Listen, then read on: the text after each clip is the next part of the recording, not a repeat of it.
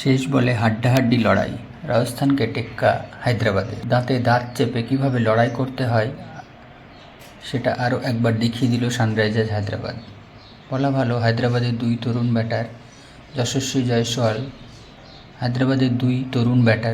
জয়সওয়াল ও রিয়ান পরাগ ম্যাচটাকে প্রায় বের করেই নিয়ে গিয়েছিল।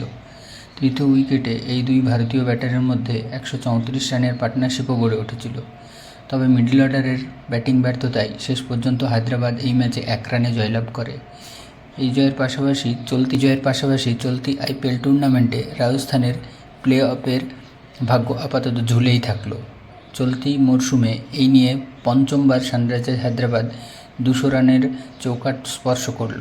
আর রাজস্থান বৃহস্পতিবার এই ম্যাচে সানরাইজার্স হায়দ্রাবাদ প্রথমে ব্যাট করতে নেমে নির্ধারিত 20 ওভারে 3 উইকেট হারিয়ে 201 রান তুলে। তবে শুরুর দিকে হায়দ্রাবাদের ব্যাটিং একেবারে অচেনা লাগছিল। পাওয়ার প্লে চলাকালীন 37 রানের মধ্যে 2 উইকেট হারিয়ে ফেলে, এমন ব্যাটিং হায়দ্রাবাদ থেকে একেবারেই প্রত্যাশিত ছিল না। এরপর ট্র্যাভিস হেড একদিক থেকে দলের হাল ধরতে শুরু করেন, আর অন্যদিকে নীতিশ কুমার রেড্ডি দুজনের মধ্যে তৃতীয় উইকেটে 57 বলে 96 রানের পার্টনারশিপ গড়ে ওঠে। 44 বলে 58 রান করে ফিরে যান ট্র্যাভিস হেড। এরপরে নীতিশের সঙ্গে চতুর্থ উইকেটে অপরাজিত 70 রানে জুটি বাঁধেন হেনরিক ক্লাসেন। এই ম্যাচে নীতিশ শেষ পর্যন্ত 42 বলে 76 রান করে আউট হন। অন্যদিকে ক্লাসেন 19 বলে 42 রান করে মাঠ ছাড়েন। এই ম্যাচে নীতিশের ব্যাটিং আলাদা করে নজর কেড়েছে।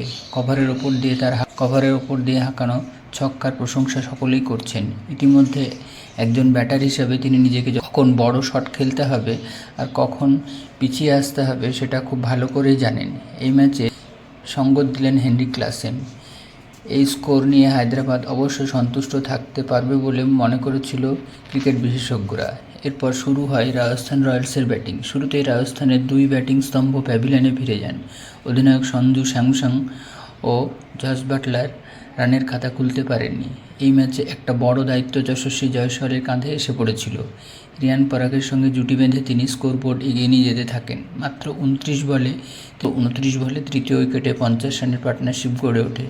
দেখতে দেখতে এই পার্টনারশিপ যে ম্যাচের জয়ের অন্যতম ফ্যাক্টর হয়ে উঠবে সেটা বোধহয় কেউ কল্পনা করতে পারেনি। শেষ পর্যন্ত 40 বলে 67 রান করে ফিরতে হয় যশস্বী জয়সওয়ালকে। নটরাজনের বলে বোল্ড হন তিনি। ততক্ষণে রাজস্থান এই ম্যাচের অনেকটাই নিজেদের ম্যাচের